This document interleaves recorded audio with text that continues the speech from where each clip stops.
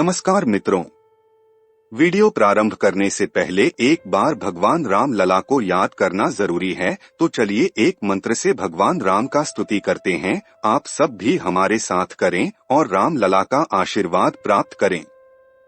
राम रामेति रामेति रमे रामे मनोरमे, सहस्र नाम तत्तुल्य राम नाम वरान्य।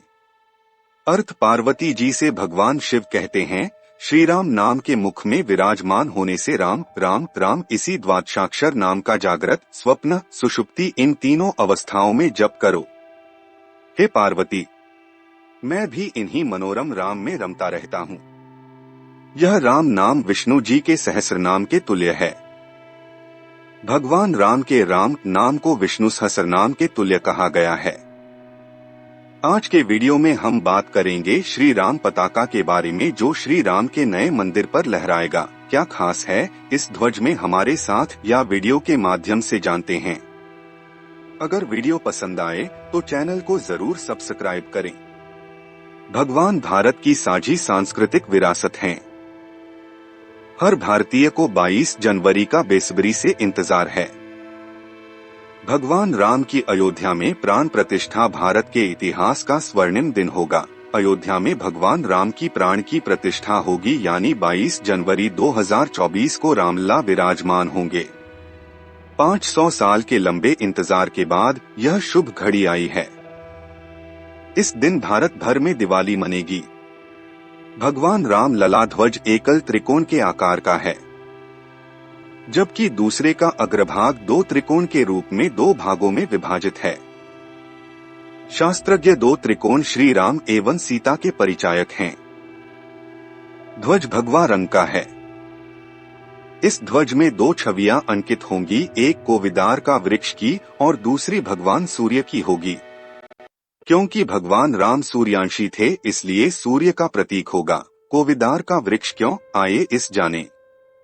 अयोध्या के राम मंदिर पर लगने वाले ध्वज पर अंकित कोविदार का वृक्ष अयोध्या साम्राज्य की शक्ति और संप्रभुता का प्रतीक था। भारत के राष्ट्रीय ध्वज तिरंगा में 24 सलाकाओं से युक्त चक्र है। उसी तरह त्रेता युग में अयोध्या साम्राज्य की शक्ति और संप्रभुता का प्रतीक उसका ध्वज था, जिस पर कोविदार का सुंदर वृक्ष अंकित था। सनातन हिंदू धर्म में ऐसा माना जाता है कि बिना ध्वजा, ध्वज, पताका, झंडा के मंदिर में असुर निवास करते हैं, इसलिए मंदिर में सदैव ध्वजा लगी होनी चाहिए। सनातन धर्म की 4 पीठों में से एक द्वारका पीठ भारत का एकमात्र ऐसा मंदिर है जहां पर 52 गज की ध्वजा दिन में 3 बार चढ़ाई जाती है। यह रक्षा ध्वज है जो मंदिर और नगर की रक्षा करता है। ऐसा माना जाता है कि ध्वजा नवग्रह को धारण किए होती है, जो रक्षा कवच का काम करती है। मंदिर के शिखर पर लगभग 84 फुट लंबी विभिन्न प्रकार के रंग वाली लहराती धर्म ध्वजा को देखकर दूर से ही श्री कृष्ण भक्त उसके सामने अपना शीश झुका लेते हैं। कब से शुरू हुई मंदिर में ध्वजा लगाने की परंपरा? प्राचीन काल में देवताओं और असुरों में भीषण युद्ध हुआ। उस युद्ध में देवताओं ने अपने अपने रथों पर जिन जिन चिन्हों को लगाया, वे उनके ध्वज कहलाए। तभी से ध्वजा लगाने की परंपरा शुरू हुई। जिस देवता का जो वाहन है, वही उनकी ध्वजा पर भी अंकित होता है। अगर वीडियो पसंद आए तो चैनल को जरूर सब्सक्राइब करें। सनातन धर्म प्रेमियों को भगवान श्री राम के भव्य मंदिर के लोकार्पण का बेसब्री से इंतजार है। पूरे भारत देश से राम मंदिर के लिए कुछ न कुछ किया जा रहा है। मध्य प्रदेश के रीवा से भी रामलला के मंदिर में ध्वज लगाने के लिए सैकड़ों ध्वज भेजे जा रहे हैं। लगाए जाने वाले ध्वज की डिजाइन में राम मंदिर के ध्वज पर सूर्य और कोविदार के पेड़ को भी अंकित किया गया है। मेवाड़ के महाराणा प्रताप के वंशज राणा जगत सिंह ने संपूर्ण वाल्मीकि रामायण पर चित्र बनाए हैं। इन चित्रों में एक में भरत द्वारा सेना सहित चित्रकूट आकर भगवान राम को सविनय अयोध्या ले जाने के आग्रह का प्रसंग है। कहा जाता है, भारद्वाज आश्रम में विश्राम कर रहे भगवान राम कोलाहल सुनकर लक्ष्मण जी से बाहर जाकर देखने के लिए कहते हैं। एक वृक्ष पर खड़े होकर लक्ष्मण जी देखते हैं कि उत्तर दिशा से एक सेना आ रही है, जिसके रथ पर एक लगे ध्वज पर कोविदार का वृक्ष अंकित है। लक्ष्मण समझ जाते हैं कि यह अयोध्या की सेना है।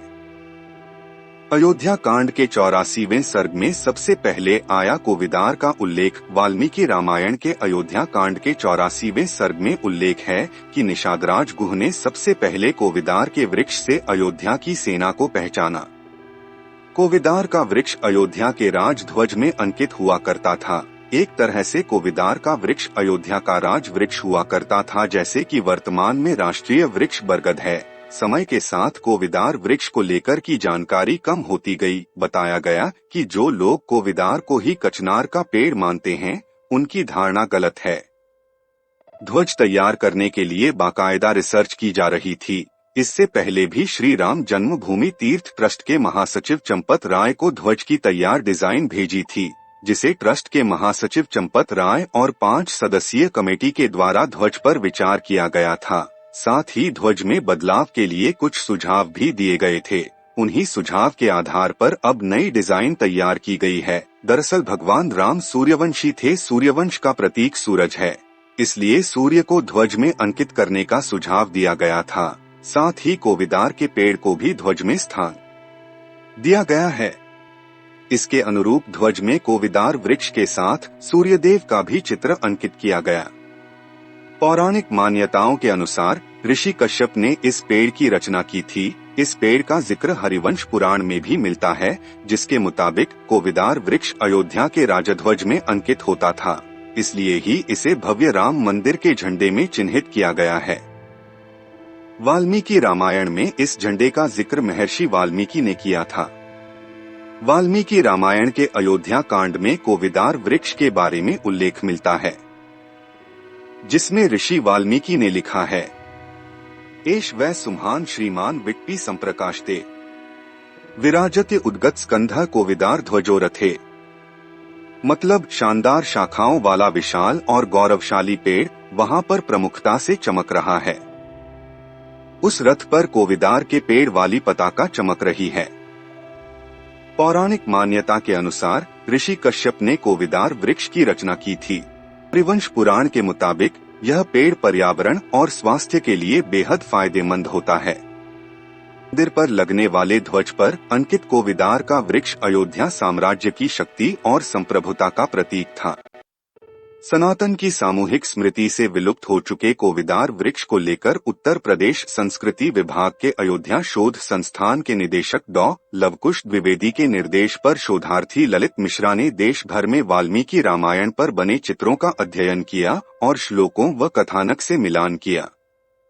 हमें सनातन धर्म पर गर्व होना चाहिए और भगवान राम पूजा जरूर करनी चाहिए। अगर वीडियो पसंद आए तो चैनल को जरूर सब्सक्राइब करें। जय माता दी।